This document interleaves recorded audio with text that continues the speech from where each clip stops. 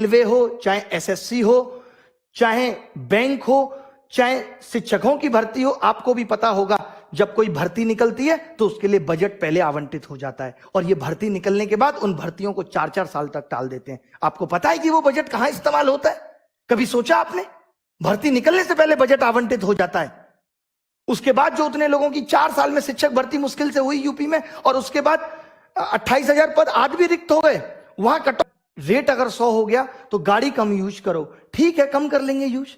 कल को अनाज महंगा हो जाएगा तो क्या एक टाइम का खाना खा लोगे?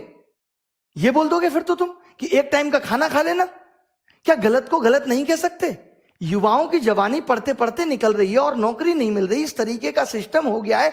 क्या युवा प्रश्न पूछकर गलती कर रहा है? आज बेरोजगारी चरम पर है और अगर हमने तेज आवाज में ये कह दिया कि रोजगार दो, उसके बावजूद भी कोई मीडिया चैनल इसको दिखाने को तैयार नहीं है, बल्कि हमें गलत ठहराया जा रहा है, हमारी आवाज को दबाने की कोशिश की जा रही है। एक कानून उन मीडिया चैनल्स के लिए भी बना देते जो टाइम पास कर रहे हैं पिछले 4 साल से, जिसको लोकतंत्र का चौथा स्तंभ कहा जाता था।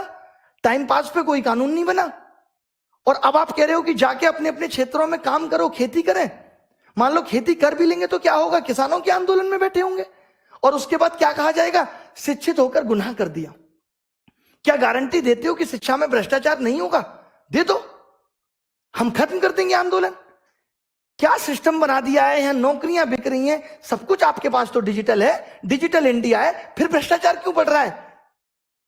फिर क्यों ट्रांसपेरेंसी सिस्टम में नहीं आ पा रही? जो पेपर लीक हो जा रहे हैं एग्जाम का, 3-3 साल तक पता नहीं चल रहा है। ये सिर्फ एक एग्जाम में नहीं है, ये हर एग्जाम का हाल है। आज अगर युवा रोजगार मांग रहा है तो लोग उसकी काबिलियत पे उंगली उठा रहे हैं। अरे किसने बनाया उसे काबिलियत? किसने दी उसको 10th में 80% और 12th में 90%? मैंने बनाया था ऐसा सिस्टम कि सबके 90% आ जाए। मैंने बनाया था ऐसा पेपर कि सबको 200-200 नंबर आ जाए और उसके बावजूद भी सिलेक्शन नहीं होगा। और फिर उसके बाद आप काबिलियत पूछोगे? पीएचडी करके आदमी चपरासी का फॉर्म भर रहा है और आप कह रहे हो कि लोग काबिल नहीं है इस देश में। और आप कह रहे हैं कि काम से रोजगार मिलता है, मांगने से नहीं। तो आप भी वोट नहीं मांगते, आप भी ये नहीं कहते कि वोट दो मोदी सरकार ही आएगी, अब की बार मोदी सरकार। आपने भी तो वोट मांगा था।